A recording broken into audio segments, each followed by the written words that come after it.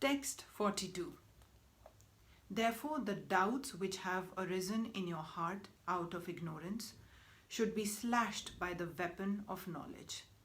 Armed with yoga, O Bharata, stand and fight. The yoga system instructed in this chapter is called Santana Yoga, or eternal activities performed by the living entity. This yoga has two divisions of sacrificial actions. One is called sacrifice of one's material possessions, and the other is called knowledge of self, which is pure spiritual activity. If sacrifice of one's material possessions is not dovetailed for spiritual realization, then such sacrifice becomes material.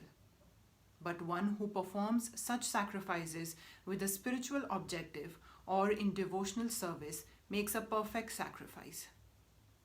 When we come to spiritual activities, we find that these are also divided into two, namely understanding of one's own self or one's constitutional position and the truth regarding the Supreme Personality of Godhead. One who follows the path of Bhagavad-Gita as it is can very easily understand these two important divisions of spiritual knowledge. For him, there is no difficulty in obtaining perfect knowledge of the self as part and parcel of the Lord. And such understanding is beneficial, for such a person can easily understand the transcendental activities of the Lord. In the beginning of this chapter, the transcendental activities of the Lord were discussed by the Supreme Lord himself. One who does not understand the instructions of the Gita is faithless and is to be considered to be misusing the fragmental independence awarded to him by the Lord. In spite of such instructions, one who does not understand the real nature of the Lord as the eternal, blissful, all-knowing personality of Godhead is certainly fool number one. Ignorance can be removed by gradual acceptance of the principles of Krishna consciousness.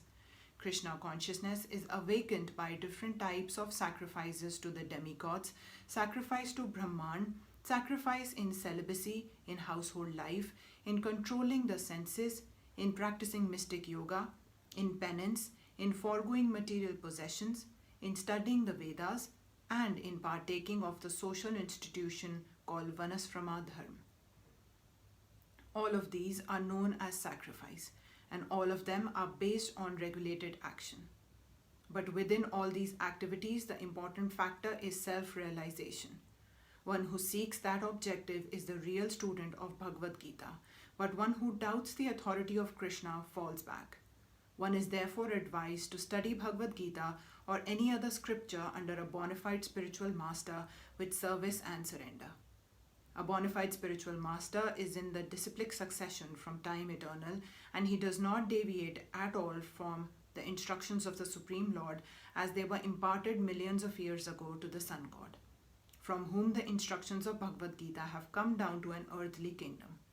One should therefore follow the path of Bhagavad Gita as it is expressed in the Gita itself and beware of self-interested people after personal aggrandizement who deviate others from the actual path.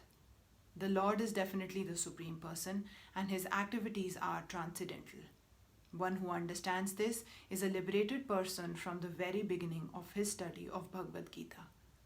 Thus end the Bhaktivedanta purports to the 4th chapter of the Srimad Bhagavad Gita in the matter of transcendental knowledge.